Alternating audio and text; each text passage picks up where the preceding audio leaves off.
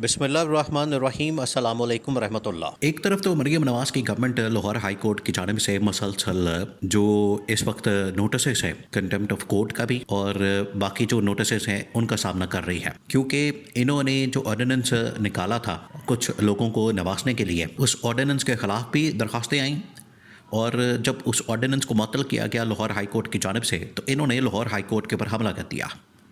तो उसके ऊपर भी कंटेम्प्ट का बाकायदा नोटिस या बाकायदा पहले फ़ाइल गई, वहाँ पर पिटिशन गई, उसके बाद अब नोटिस सर्व होना बाकी है। लेकिन साथ ही अब पंजाब गवर्नमेंट का या मरीम नवाज़ का एक और स्कैंडल सामने आया और वो बहुत ही ख़तरनाक किस्म का, बड़ा ही शर्मनाक किस्म का स्कैंडल है।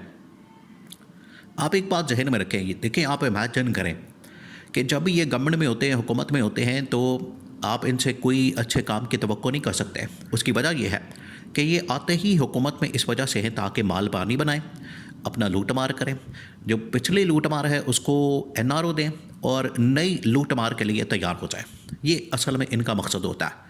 अब इस गवर्नमेंट के मतलब एक नया स्कैंडल सामने आया है जो कि इनकी एक चार्टर यूनिवर्सिटी देने का स्कैंडल है कि अपने ही बेटे जुनैद के नाम एक चार्टर यूनिवर्सिटी लगाने का फ़ैसला किया गया और उसके नाम के ऊपर एक चार्टर यूनिवर्सिटी निकाली गई। असल में तकरीबन कोई हफ्ता 10 दिन 15 दिन पहले की बात है।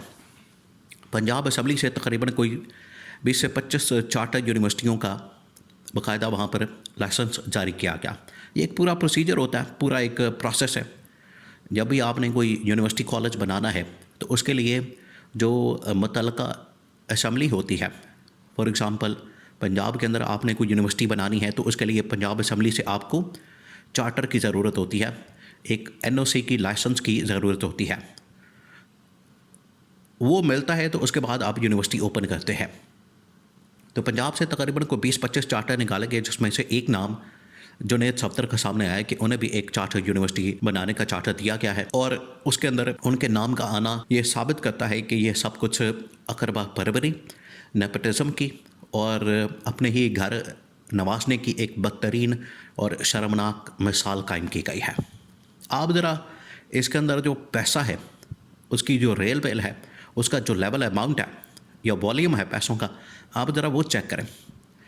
पहले जब ये एक चार्टर निकलता है वो तकरीबन कोई 20-25 करोड़ का निकलता है और बाद में जब ये पूरी कंस्ट्रक्शन होती है, पूरा तामीर किया जाता है, स्टाफ रखा जाता है, तो उसके अंदर भी तकरीबन कोई 5 से 10 अरब कहीं नहीं गया मामला। और बाद में ये फिर आपकी नस्ल दर नस्ल एक कमाई का सिलसिला शुरू हो जाता है। तो इसी को शुरू करने के लिए जब एक 10-15-20 अरब रुपए का मामला शुरू होता है और फिर अगले कई सालों तक आपकी अगली 5-6 नस्लें आराम से बैठ के ये पैसा खा सकती हैं, कमा सकती हैं, बना सकती हैं, फिर आपको कोई मसले वाली बात नहीं होती। लेकिन प्रॉब्लम क्या है? प्रॉब्लम ये है कि एक सेटिंग गवर्नमेंट है, सेटिंग हुकूमत है मरीम नवाज़ की, और उनकी गवर्नमेंट में, उनकी हुकूमत में ही अपने बेटे को नवाजने का, चार्टर यूनिवर्सिटी देने का ये सिलसिला शुरू किया गया और उन्हें ये एक चार्टर यूनिवर्सिटी दी गई है, चार्टर यूनिवर्सिटी का लाइसेंस दिया गया है।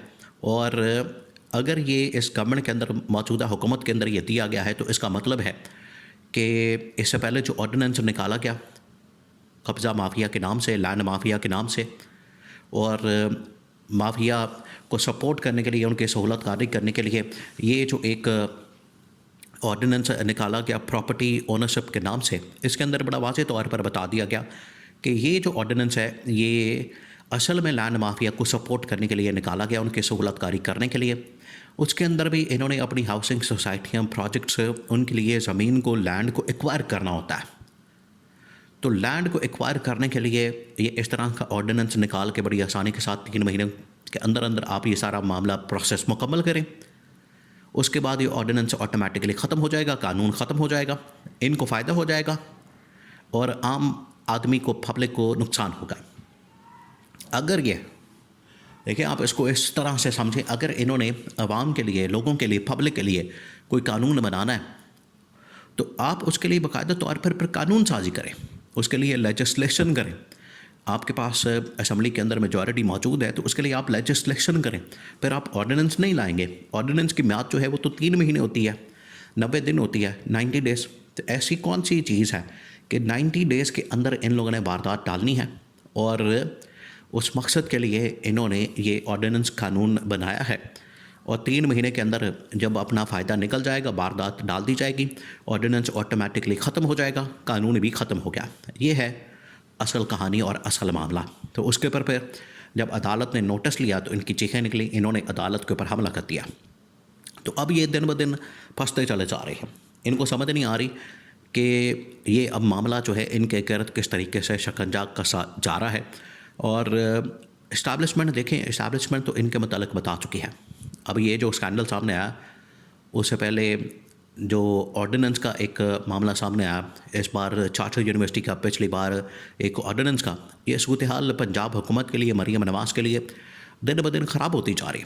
ऊपर से इमरान खान की तहरीक, एहतजाज, जद्दोजहद वो अब बिल्कुल सर पर आके खड़ा हो गया और उसके लिए उन्होंने जो पहला पड़ाव, पहला जो फेज़ तैयार किया है वो तैयार किया है लाहौर का, पंजाब का।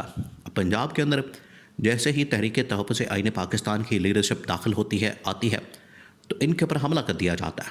अब ये जो हमला किया गया है इनकी जानिब से, ये बिल्कुल वाज़ेह करता है कि ये किस कदर बुखला चुके हैं, किस कदर इनकी हालत ख़राब है। और सियासी तौर पर इनको नज़र आ रहा है कि 8 फरवरी 2026 को जब पूरे पाकिस्तान के अंदर एहतजाज होगा, प्रोटेस्ट होगा, तो उसमें पंजाब को ख़ास तौर पर निशाने पर रखा जाएगा, टारगेट किया जाएगा और ये रडार पर होगा। और यहाँ की जो पब्लिक आवाम, उनको मोबिलाइज़ करके, उनको बाकायदा तौर पर तैयार करके लोगों को बाहर निकाला जाएगा। पब्लिक प्रोटेस्ट होगा, पब्लिक का भरपूर यहाँ पर एहतजाज होगा और यही इनके लिए सियासी मौत है।